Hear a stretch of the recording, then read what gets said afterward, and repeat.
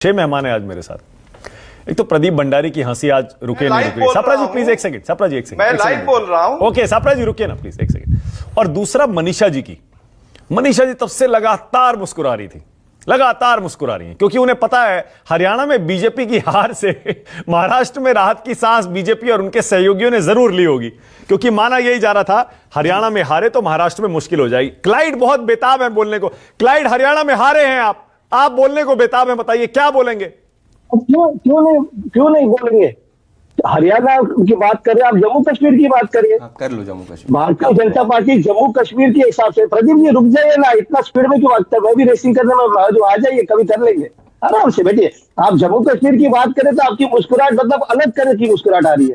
तो आप माने कि जम्मू कश्मीर की भी बात करें ना, वहां भारतीय जनता पार्टी ने कहा था कि भाई बहुत कुछ किया है, क्या हो गया वहां पर? अच्छा, अभी लाड़की बहन योजना की बात कर रहे थे, इनके दो विधायक है, उन्होंने धमकी दी अपनी बहनों को, हमारी महाराष्ट्र की बहनों को धमकी दी कि भाई अगर आप हमें वोट नहीं देंगे तो ये जो 1500 रुपए हम आपको दे रहे हैं ना, वो किसी तरह हम कैसे रिटर्न लेना चाहते हैं और जानते भी है कि हम ले लेंगे। तो ये तो धमकी भी देते, मतलब वोट दीजिए इसलिए हम 1500 रुपए आपको दे रहे हैं, अगर नहीं वोट देंगे तो हम वापस ले लेंगे। तो धमकी देने वाली तो सरकार ये है।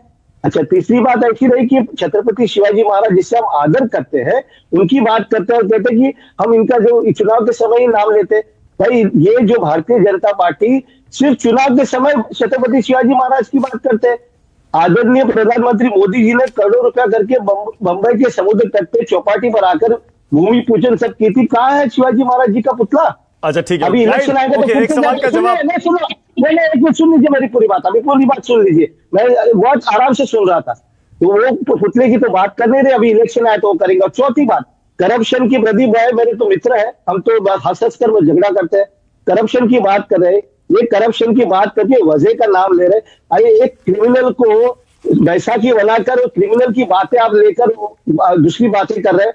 अरे करप्शन की बात ये करते, 4 दिन पहले जब अब आप प्रधानमंत्री कहते कि अजीत पवार जी 70,000 करोड़ के करप्शन में, 4 दिन बाद उसको लेते। तो करप्शन की बातें ये सब ना करें तो अच्छा है, क्योंकि इनके ऊपर गिरेंगे। अच्छा ठीक है, क्लाइड बता दीजिए हरियाणा क्यों हार गई कांग्रेस पार्टी हरियाणा क्यों हार गई? बीजेपी जीत कैसे गई? आप कह रहे थे पूरे देश में बीजेपी के खिलाफ माहौल है, उल्टी गिनती शुरू हो गई, क्या हुआ हरियाणा में? तो क्या जम्मू कश्मीर भारत में नहीं है? जम्मू कश्मीर हिंदुस्तान में जम्मू कश्मीर नहीं है क्या? अरे वहां भी बीजेपी जम्मू में सबसे बड़ी पार्टी बनी है। नहीं, कहा जब सबसे बड़ी पार्टी, लेकिन वो सरकार कहाँ है उनकी? कहां से बड़ी? आप कुछ ही कहते यार, माने जी कमाल, आप तो ना कहिए ये बात इनकी तरह यार। हरियाणा में हार गई ठीक है, उसका विश्लेषण अभी हो रहा है और सामने आएगा, लेकिन एक बात याद रखना, हरियाणा में जो हुआ है वो महाराष्ट्र में होगा, अगर पकड़ के चलेंगे ना तो ये मुंह के बल गिरेंगे। अच्छा एक सवाल, ओके एक सवाल और, एक सवाल क्लाइड, एक सवाल और, one more question. Sanjay Raut कह रहे हैं अति आत्मविश्वास से हारी कांग्रेस, आपको भी लगता है?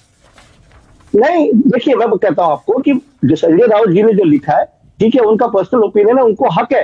देखिए महाविकास आघाड़ी में यही अच्छी बात है कि हम साथ में रहकर भी एक दूसरे के बारे में बात करते हैं, इनकी तरह नहीं कि भाई एक ही आदमी बात करेगा, एक ही कुछ करेगा। आनंद जी अगर मेरे बारे में कुछ कह देंगे तो मैं स्वीकार करूंगा, उसमें विचार विमर्श करके मैं अपने आप को बदली करूंगा। अच्छा ठीक है, अच्छी बात है ना, महाविकास आघाड़ी में सब एक मिलकर ही चल रहे हैं। ठीक है, ओके।